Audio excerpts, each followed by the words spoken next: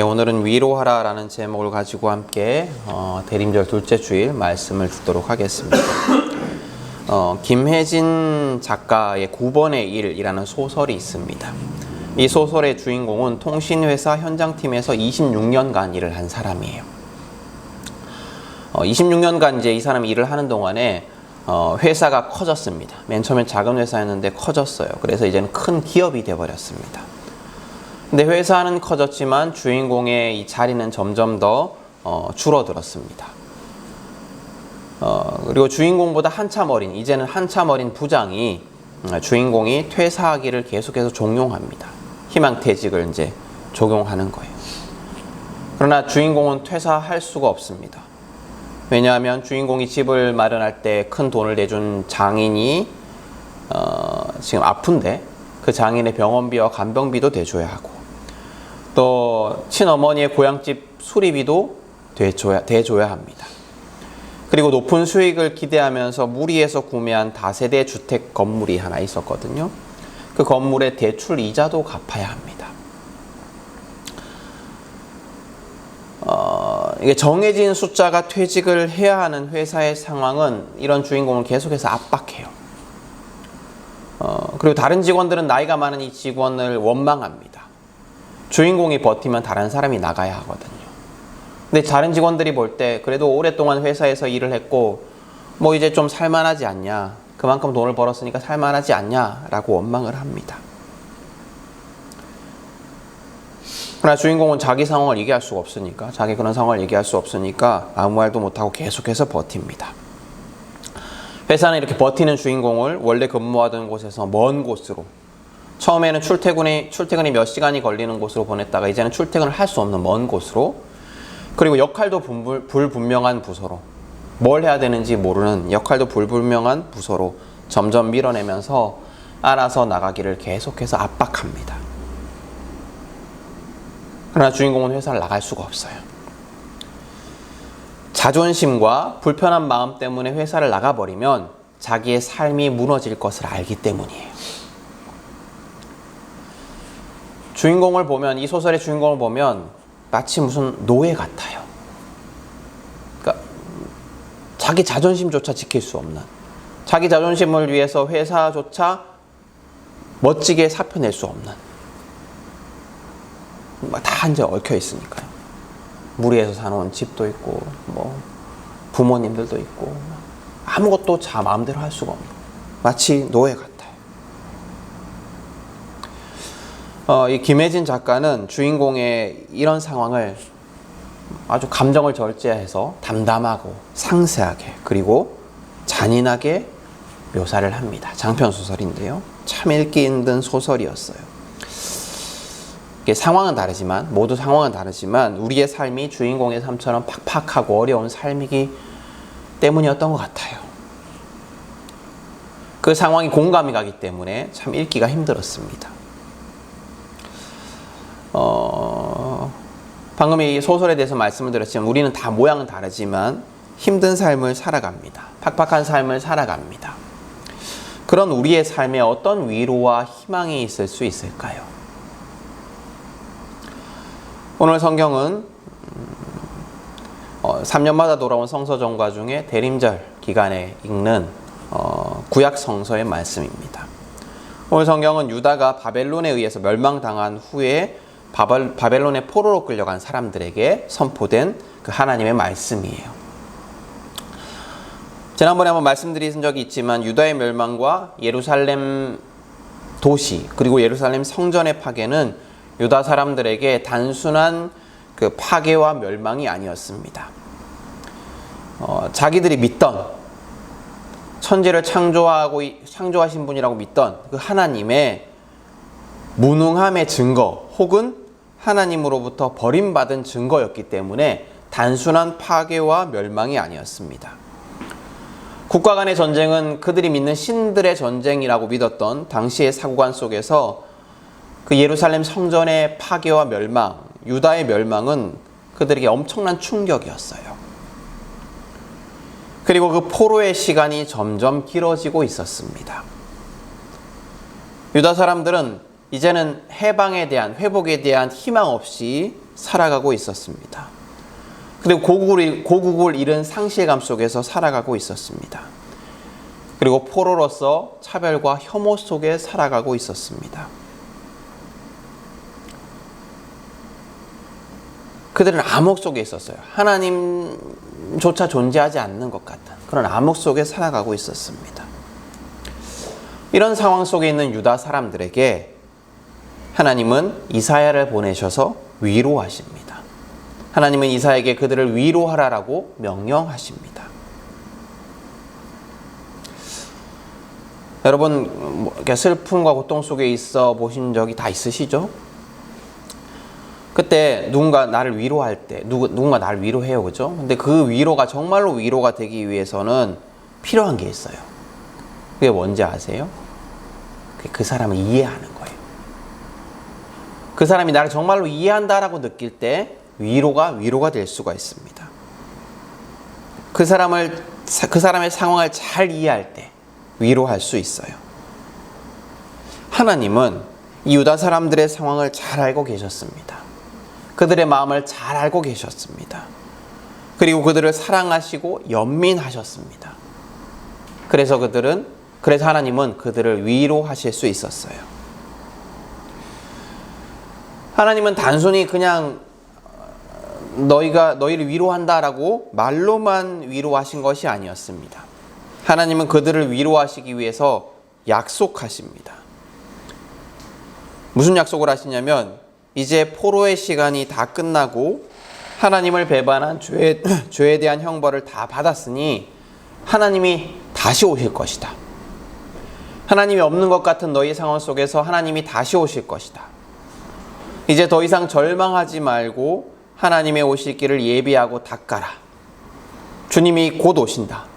하나님이 곧 오신다. 이렇게 약속하십니다. 그리고 또 약속하십니다. 만군의 하나님이 이제 오셔서 권세를 잡고 친히 다스리실 것이다. 지금은 바벨론의 다스림 속에 있지만, 바벨론의 다스림 밑에 있지만, 하나님이 곧 오셔서, 하나님이 유다 백성들에게 곧 오셔서 이스라엘을 다스리실 것이다. 하나님이 하나님의 백성들을 다스리시고 또 상급을 주실 것이다. 목자가 양을 먹이고 보살피듯이 하나님이 보살피시고 다스리실 것이다 라고 약속하십니다. 하나님이 없는 것 같은 상실감 속에 있던 유다 백성들에게 필요한 것은 하나님의 다시 찾아오심과 다스리심이었고, 하나님은 그것을 약속하시면서 유다 백성들을 위로하십니다. 오늘 이 말씀은 마가복음에서 또 반복이 됩니다. 여러분들이 기억나시지 않겠지만 4년 전 대림절 두 번째 주일에는 마가복음의 말씀을 들었어요. 그 마가복음 1장 1절부터의 말씀인데요. 그 마가복음 말씀에 반복이 됩니다. 마가복음은 그 마가복음 책을 시작하면서 1장 1절에 이렇게 시작을 합니다. 하나님의 아들 예수 그리스도의 복음의 시작은 이러하다. 하나님의 아들 예수 그리스도의 복음의 시작은 이러하다 라고 선언을 합니다. 그리고 오늘 우리가 읽은 이 이사야의 본문을 반복합니다. 너희는 주님의 길을 예비하고 그의 길을 곧게 하여라. 오늘 읽은 구약의 본문에서 이사야에게 하나님의 위로를 선포하고 하나님이 오실 길을 준비하도록 명령하신 하나님은 신약의 마가복음에서는 세례자 요한을 선택하셔서 예수님의 오실 길, 하나님이신 그분, 예수님이 오실 길을 예비하도록 하십니다. 그래서 세례자 요한은 예수님이 오실 것을 선포하며 회개의 세례를 베풉니다. 여러분, 그래서 이제 마가복음 1장 1절에는 세례자 요한의 이야기가 기록이 되어 있어요. 근데 여러분, 회개가 어떤 의미인지 아세요? 회개. 오늘 여러분 들어오시면서 현수막 두 번째 부분에 뭐라고 적혀 있는지 혹시 보셨나요? 막 너무 바쁘게 들어오신다고 다 못 보셨죠? 네. 돌이킴이라고 되어 있어요. 회개는 이전의 삶과의 결별을 선언하는 것이고 이전의 삶에서 완전히 돌이키는 것을 의미합니다. 죄악으로 물든 삶과 이별하고 단절하고 새로운 삶을 살아가기를 구하는 것이 회개예요. 돌이키는 것, 완전히 돌이키는 것. 바벨론에서 포로살이를 하던 유다 백성들이 이전에 그 죄악으로 인한 포로 생활을 떠나서 포로 생활과 이별하고 죄악으로 인한 그 포로 생활과 단절하고 새로운 하나님의 통치 아래 살아갈 것을 약속받고 위로를 받았듯이 이스라엘 사람들은 세례자 요한에게 몰려와서 회개의 세례를 받으며 회개를 받으며 새로운 삶을 꿈꾸었습니다. 이전과는 다른 이전의 삶에서 완전히 돌이킨 그 새로운 삶을 꿈꾸었습니다. 지금의 현실과는 다른 행복한 삶을 말입니다. 그래서 마가복음 1장 5절에 보면 이렇게 기록되어 있어요. 세례자 요한의 그 세례를 받기 위해서 온 유대 지방 사람과 온 예루살렘 주민들이 그에게로 나아갔다 라고 기록을 하고 있습니다. 모든 사람들이 다 세례자 요한에게 몰려와서 세례를 받았다라고 기록을 하고 있어요. 과장이 좀 섞여 있는 말 같죠, 그죠? 모든 사람이 다 어떻게 세례자 요한에게 왔겠어요, 그죠? 그러나 그만큼 많은 사람들이 세례자 요한에게 몰려왔고, 그리고 모든 사람이 새로운 삶을 꿈꾼다라는 것을 알려주는 그런 말일 겁니다. 그들은 지금까지와는 다른 삶을 꿈꾸었어요. 그들에게 현실은 버거웠고 힘들었습니다. 그들은 고단한 삶을 살았고 위로가 필요한 자들이었어요. 그래서 그들은 회개의 세례를 베푸는 이전과는 다른 삶을 약속하는 그 세례자 요한에게 몰려왔습니다. 대림절 둘째 주일, 오늘 우리는 이사야에게 명령하신 말씀, 그리고 세례자 요한에게 반복되었던 그 말씀 앞에 다시 서 있습니다. 이 말씀은 대림절기 안에 있는 지금 우리에게 다시 한번 반복됩니다. 하나님은 우리에게 명령하십니다. 위로하여라. 위로하여라. 여러분, 우리는 절망에 빠진 자들에게, 희망 없이 살아가는 자들에게, 또 헛된 희망을 가지고 어둠 속을 헤매듯이 살아가는 자들에게,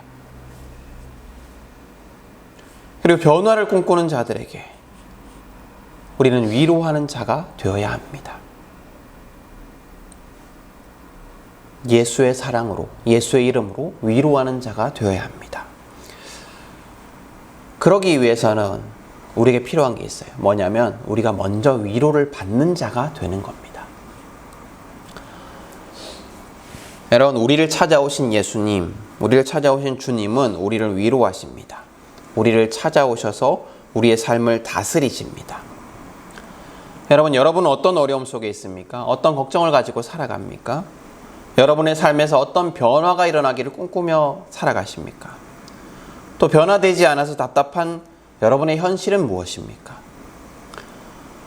여러분을 찾아와 계시는 예수님을 바라보십시오. 그분의 통치에 여러분의 삶을 맡기십시오. 세상의 통치를 거부하고 세상 사람들이 말하는 그 가치관을 거부하고 예수님의 통치에 여러분의 삶을 맡기십시오. 정말로 그랬으면 좋겠어요. 예수님은 다 여러분에게 찾아와 계시거든요. 그리고 예수님은 여러분의 삶을 통치하고자 하시거든요. 근데 우리가 내 삶을 주님께 맡겨드리지를 못해요. 내 삶을 주님께 맡겨드릴 용기도 없고 믿음도 없어요. 그래서 자꾸 내 지식대로, 내 생각대로 살아가요.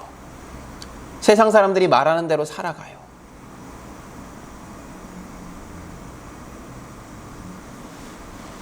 내 경험을 놓지 못하고 내 욕심을 놓지 못하고 살아갑니다. 돈에 대하여, 시간에 대하여, 마음에 대하여 하나님의 통치하심에 나를 맡기지 못하고 그냥 세상 사람들과 똑같이 살아가요. 그렇기 때문에 우리의 삶에 변화가 없는 걸 수도 있습니다. 그렇기 때문에 우리의 삶에 위로가 임하지 않는 것일 수도 있어요. 세상의 통치를 거부하고 예수님의 통치에 여러분의 삶을 맡기십시오. 여러분, 마가복음 1장 1절은 아까 말씀드린 대로 이렇게 시작을 합니다. 하나님의 아들 예수 그리스도의 복음의 시작은 이러하다. 하나님의 아들 예수 그리스도의 복음의 시작은 이러하다. 여러분 이 말 들을 때 어떤 뭐 좀 어색한 게 있어요? 혹시? 어색하지 않죠? 자연스럽게 들리죠? 하나님의 아들, 복음 이러면 여러분 우린 다 예수님을 떠올려요. 너무나 종교적인 단어예요. 교회에 너무나 익숙한 단어입니다. 그러나 이 마가복음이라는 성경을 처음 읽은 또 처음 들은 독자들은 이 말이 되게 어색했어요. 이 말을 듣고 놀랐어요. 왜 그랬냐면 예수님을 수식하는 하나님의 아들 또 복음이라는 단어들이 너무 다른 의미로 이미 사용되던 단어들이었기 때문입니다. 어떻게 사용되었냐면 하나님의 아들이라는 말은 당시 사람들이 사용하던 그 로마의 그 은화 동전에 쓰여져 있던 단어였습니다. 이게 무슨 말이냐면 그 동전에 로마 황제의 얼굴이 그려져 있었거든요. 그리고 하나님의 아들 아우구스투스 이런 식으로 적혀 있었어요. 그 당시에 황제 이름이 적혀 있었어요. 그러니까 이 말은 황제를 수식하던 말이었어요. 신의 아들, 신과 같은 자, 로마 황제라는 의미였어요. 그리고 또 복음이라는 단어도 어떤 때 사용되었냐면 로마 황제가 뭐 이민족과의 싸움에서 승리하고 돌아올 때 이제 많은 전리품을 가지고 돌아왔을 때 이제 로마 시민들에게 내가 이 값진 전리품을 나누어 주겠다라고 말할 때 그것을 복음이라고 했어요. 그러니까 이 두 단어는 전부 다 로마 황제를 위한 단어였습니다. 근데 마가복음은 로마 황제와 로마 제국을 위한 단어였던 그 단어들을 비틀어서 예수님을 수식하는 단어로 사용하고 있는 거예요. 이게 무슨 의미일까? 다시 말하면 이 로마의 통치 아래 살아가던 자들에게, 로마 황제의 통치 아래 살아가던 자들에게 이제 로마 황제가 너를 통치하는 것이 아니고 예수님이 너를 통치하신다.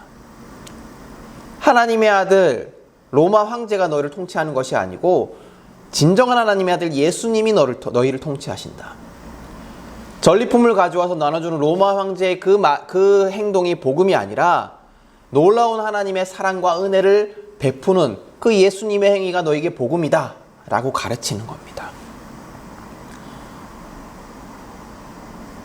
로마 황제의 통치 아래 있는 것이 아니라 예수님의 통치 아래 있다라는 선언이 바로 마가복음의 첫 번째 문장이에요.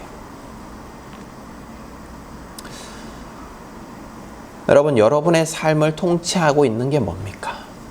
질문해 보세요. 나에게 하나님의 아들은 누구인가? 나에게 복음은 무엇인가? 한번 질문해 보십시오. 여러분의 생각과 관심을 사로잡고 있는 것, 마음을 사로잡고 있는 것이 무엇입니까? 여러분의 판단을 좌우하는 것이 무엇입니까? 여러분의 삶의 기준이 무엇입니까? 돈입니까? 쾌락입니까? 미래에 대한 걱정입니까? 성공입니까? 아니면 예수님입니까? 여러분, 예수님의 통치 아래 여러분의 삶을 복종하십시오. 예수님의 통치 아래 여러분의 삶을 맡기십시오. 그분의 가르침대로 살아가십시오. 예수를 바라보십시오.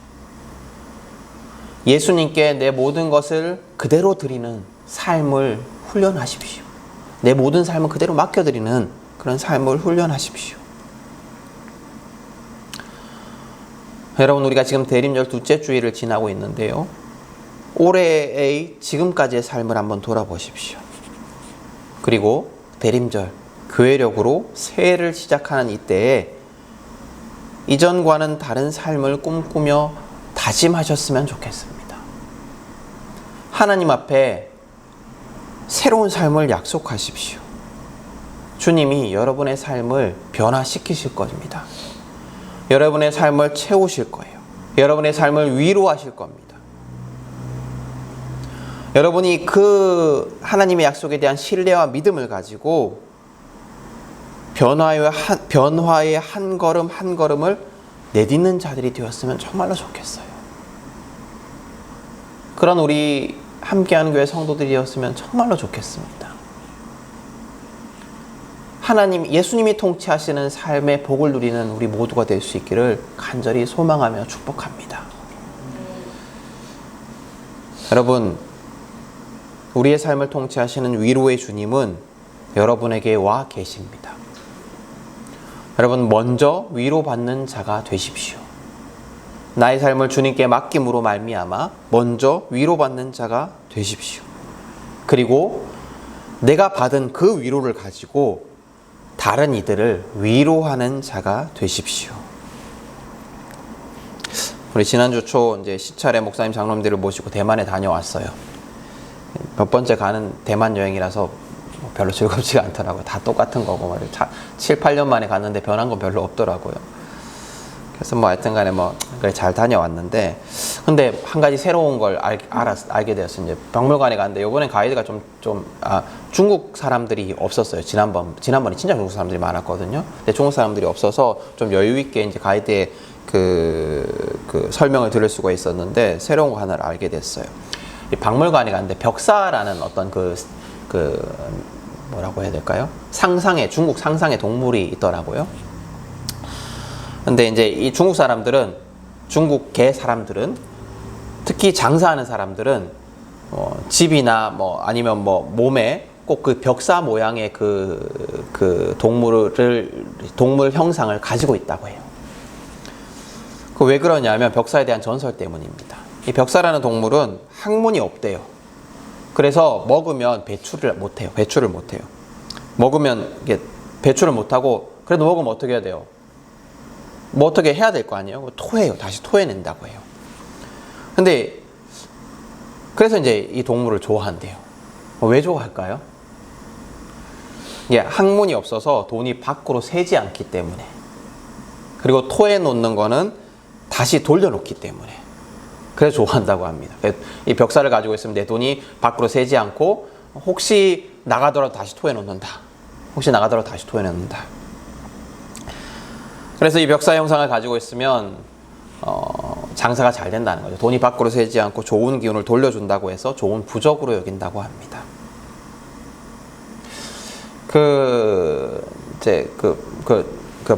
고궁박물관에 가면 중국에 이제 오랜 역사 유물들이 많이 있는데, 거기 보면 정말로 돈에 대한 욕망, 사람들의 욕망을 잘 볼 수가 있어요. 정말로 사람들은 돈에 대한 욕망이 강해요. 오늘 우리 아이들 데리고 오는데, 이제 뒤에 이제 아이들 태우고 오는데, 엄마가 이제 헌금을 1,000원씩 줬겠죠. 은호가 2,000원 헌금 안 하고 내가 써면 줘라고 이렇게 얘기를 하는 거예요. 좋겠지겠죠. 그죠? 이제 앞에 눈치를 보고 이제 그러고 말았는지 모르겠는데. 그러니까 하나님 앞에 우리의 삶이 그래요. 우리 믿는 사람들도. 근데 성경은 그것과는 반대되는 삶을 우리에게 가르칩니다. 이 벽사의 삶과는 다른 삶. 밖으로 내놓지 않고 어떻게든 다시 나한테 토해놓기를 원하는 그런 삶과는 반대되는 삶을 우리에게 가르칩니다. 바로 뭐죠? 복의 통로가 되는 삶입니다. 받는 대로 그대로 내보내는. 복을 나만 받고 타인에게 흘러가기를 막는 삶이 아니라 나를 통해서 잘 흘러가도록 하는 삶이 성경이 가르치는 삶입니다. 위로도 마찬가지예요. 우리를 찾아와 계시는 예수님이 우리를 위로하십니다. 우리는 많은 은혜들을 받고 살아가요. 위로뿐만 아니라 많은 은혜들을 받고 살아가요. 근데 그것을 흘려보내지 않는 삶은 벽사의 삶이지 예수님의 제자들의 삶이 아닙니다. 성경이 가르치는 삶이 아니에요.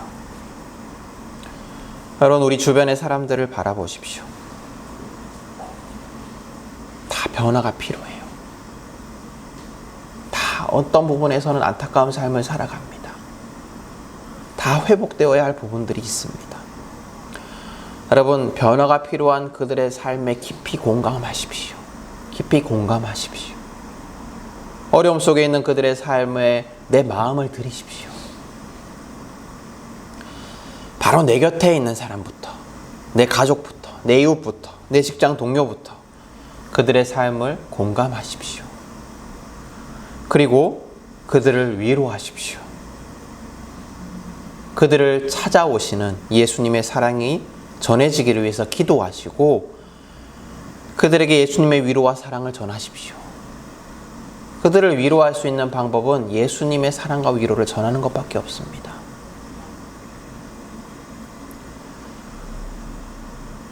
나를 위해서 사용하는 것들을 아껴서 이웃을 위로하는 데 사용하십시오.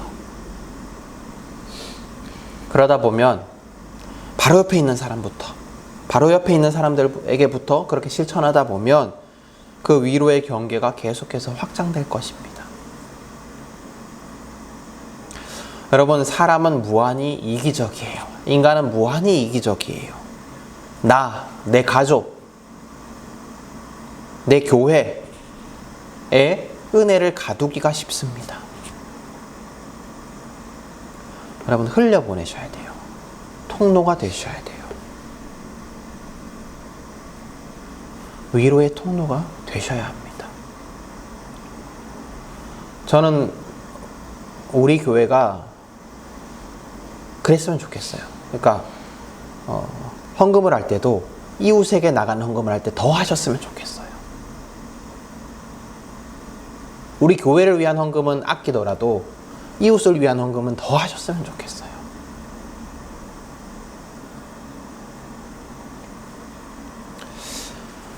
여러분, 세상에는 예수님의 통치 아래 있지 못하고 힘들고 어려운 삶을 살아가는 자들이 많이 있습니다.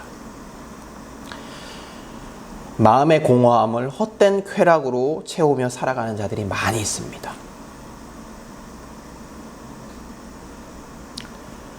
또 변화를 간절히 바라지만 할 수 있는 힘조차 없어서, 지혜조차 없어서, 능력조차 없어서 그냥 그대로 살아가는 자들도 많이 있습니다.